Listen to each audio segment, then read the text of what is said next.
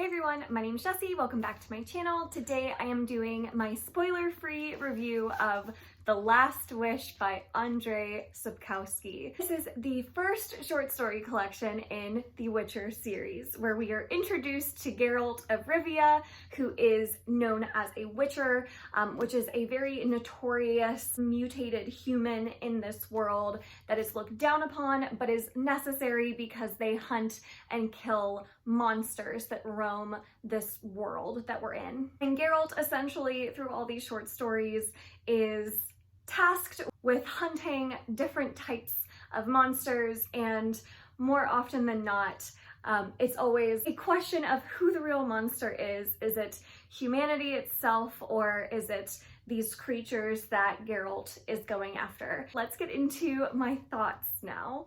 First of all, since this is a short story collection, of course there are going to be some stories that I preferred over others. So definitely going into this book, it's very short, which I was surprised about, and I wasn't expecting to love every story, and I wasn't sure how contained each story would be.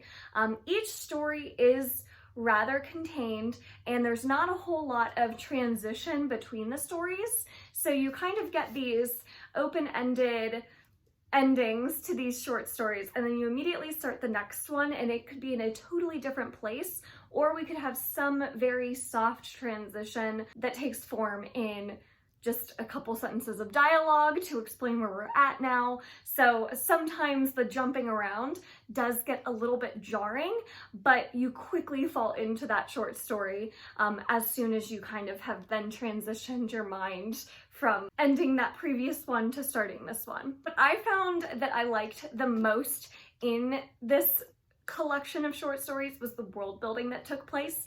Every story does offer up some very unique aspect of world building. So each story gives you something completely different about the world. You're never following the same creature, you're never meeting the same characters, you're always being introduced to something new and exciting, and that's what made it so much fun to go from story to story.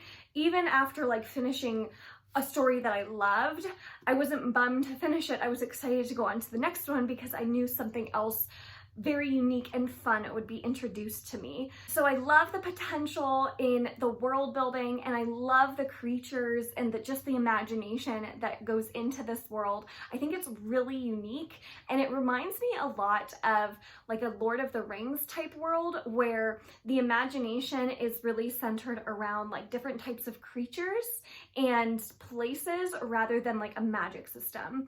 So speaking to the magic system, it's actually not developed quite as much as I thought it would be. We aren't totally sure after finishing this book what the magic potential is, how people get it, how they can fully use it.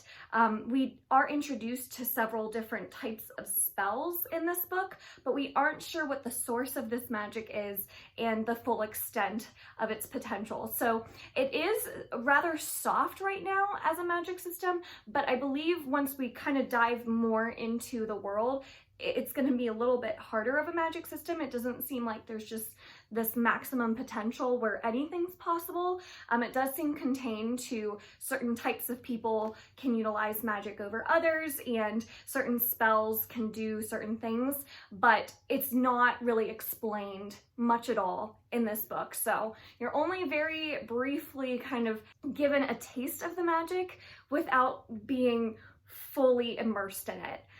And I'm thinking Brandon Sanderson has some of the hardest magic systems out there, and his worlds are all about his magic systems. That's very different than what The Witcher and Andrzej Sapkowski is trying to do with his world. His world's definitely more centered on the places, the creatures, the cultures, etc. So I thought that was really interesting. The characters themselves, of course, I really enjoyed Geralt. As a Witcher, we are told that he is kind of devoid of emotion, so he doesn't have a whole lot of ups or downs. He's very middle of the road the whole time, but he's very funny in a certain way, so I actually really enjoyed following Geralt, and especially once he's complemented with Dandelion, who is the I don't know, lute player? Like an entertainer that follows Geralt around. Like, how they became friends is kind of a mystery right now, but I love them, and they're a ton of fun to follow because they are so opposites, but kind of bring out the best in each other. So once those two characters got connected in this world, it really became a lot of fun to follow Geralt and Dandelion. So those are my two favorites. The other characters don't shine quite as much. There's a lot of side characters, and again, we only get little tidbits of each one, and we're only with them for such a short amount of time that you don't really feel connected as much to any of the other side characters. I think there's a lot of potential with Yennefer, but I'm not sure on her yet just because I haven't spent a whole lot of time with her. So I would say like the main two characters of Geralt and Dandelion are a ton of fun, but the rest of them are kind of falling to the background right now. They're not sticking out in my mind as something very special, but again, that could change once we have more time with them. My favorite story, I have to say, it was close between the one that was very much inspired by like Snow White. All of these stories, you kind of get a glimpse of what fairy tale, like classic fairy tale, they're inspired by, and there's one that's very heavily inspired by Snow White, and that story I really enjoyed. But my favorite story, I think, was when Geralt went to Citra and was with Queen Calanthe. I don't know if I'm pronouncing that right. And that whole story, I loved that. I loved the court intrigue. I loved just the tension that was building in those scenes. I loved that story. That was by far my favorite. Well, not by far. It was my favorite, but that Snow White one was close second. And then my least favorite, I would say, was probably the one with the Sylvan creature and the elves being introduced. I think it was important to have that story in here because it did build up a lot of the world and these other creatures and kind of the history of this world, but it just wasn't as interesting as some of the others were. So that was probably my least favorite, even though it was still, I think, very key to the world building in this book. Overall, I really enjoyed this book. I enjoyed some of the stories more than I enjoyed others, so I am going to give it 4 stars, but all I want is more of this world. I want more of the characters. I want more of the creatures. I just want all of this. I want more of it. So I immediately ordered Sword of Destiny, which you can see back there. So I'm going to be starting that one soon because I really, really am excited about this series and I can't wait to see where it goes. And I hear that we're introduced to Ciri in the next set of short stories, which I'm really excited to get into kind of the more core storyline and characters that we're going to follow once I actually get to the meat of the series, starting with Blood of Elves. So I'm really excited about it. I do highly recommend it for anyone who's looking for more adult fantasy recommendations. The only other thing I'll say is the writing style was actually very, very accessible.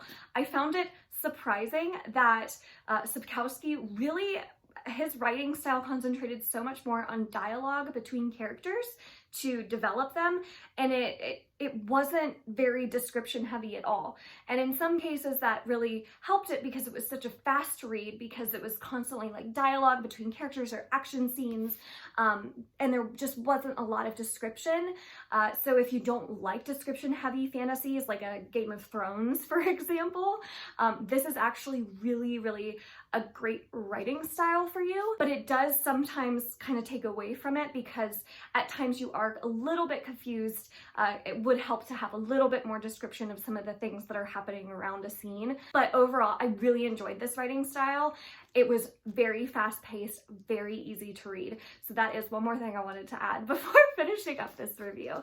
So overall, 4 stars, really, really excited about continuing on with the series, and definitely do recommend for any of you looking to get more into adult fantasy. I think this one's really accessible for you. So that was my spoiler-free review of The Last Wish. Have you read it? What did you think of it? I can't wait to hear your thoughts down below. If you enjoyed this video, make sure to give it a thumbs up, subscribe if you want to. I release new videos every Monday, Wednesday, and Friday.